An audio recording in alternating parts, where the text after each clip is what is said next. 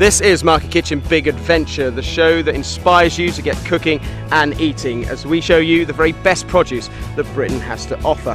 You giving in now? Never! Look at that, beautiful. Each week I'll be joined by a top chef as we celebrate the unique produce of each region. And once we've found our produce, we'll be taking it back to base to put it into some mouth-watering dishes that will hopefully inspire you to get cooking at home. These are lovely. Lovely and sweet, aren't they, as well? Like some dampeners, look at those. How beautiful are they? That's fab. Very nice, very nice. And this week we're in Somerset, the beautiful county in the southwest of England, famous for its outstanding food. And back at base, our guests and I will once again get the chance to dine in style as we sample the best produce Somerset has to offer in a whole host of delicious West Country dishes.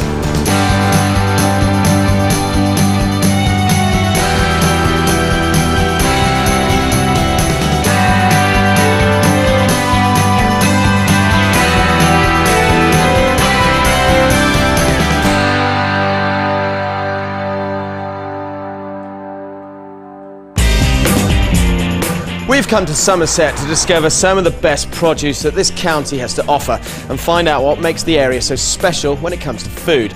And joining me on the road to find all this fantastic produce is guest chef Mark Sargent. He was inspired to become a chef by the late great Keith Floyd and went on to work with Gordon Ramsay for 13 years, earning a Michelin star for one of his top restaurants. Once we've found our tasty ingredients, Mark and I will be taking them back to base to use them in some truly delicious recipes.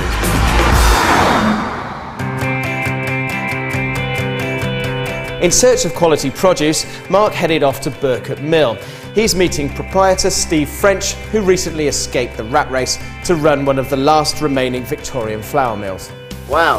So this is, I've never seen anything like this before, I have to say. I've been so excited about coming today, seeing like a proper old-fashioned working mill. And so this is the machinery, is it? Yeah, so basically these are the gears, the Right. water wheels behind the wall. Okay. And these gears effectively transform the power from Right. the water wheel upstairs to where our millstones And are. that's where the stones are. That's right. Shall I get it going? Crank it up.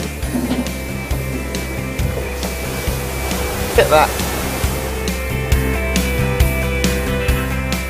I just need to get the grain dripping in Right. and then move stones together. What I'm trying to do now is establish how far, if the stones are close enough together for our extra fine flour. Okay.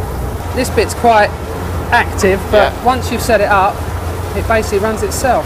So, okay, I get this bit, but where exactly do you pour the grain in to go into the stones? Okay, well that's upstairs. In fact, I need to do some now, so Okay. do you want to have a Yeah, I'd watch? love to have a look.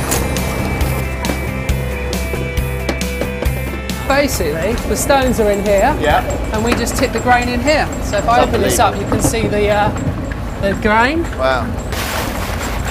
Just pour it in.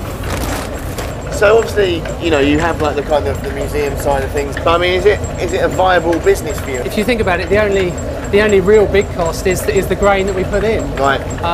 But we sell our flour all over Somerset through farm shops, and we even supply some big hotels and some bakeries. Steve, what I'm quite surprised about is the smell, that amazing, nutty, lovely smell. It smells like nothing, no flour I've ever smelled before. Yeah. So I'd be really keen to see if you can actually taste that as well. The mill also operates as a B&B, and Steve's wife Louise bakes cakes using their own flour. Thank you very much. Now, personally, I mean, do you think it makes a big difference using this flour than you would buy some ordinary I think flour? it does, and a lot of people, you know, other than myself, have used Yeah. it for cakes and bread and all sorts of things. That is an amazing cake. It's so moist. It's got almost a caramel flavour to it. It's lovely. I'm going to take away a bag of extra fine flour with me, please. Okay, And that's this fine. half that's gone. You can take this back just here. Excellent. Thank you, my darling. Okay. See you later. Take care.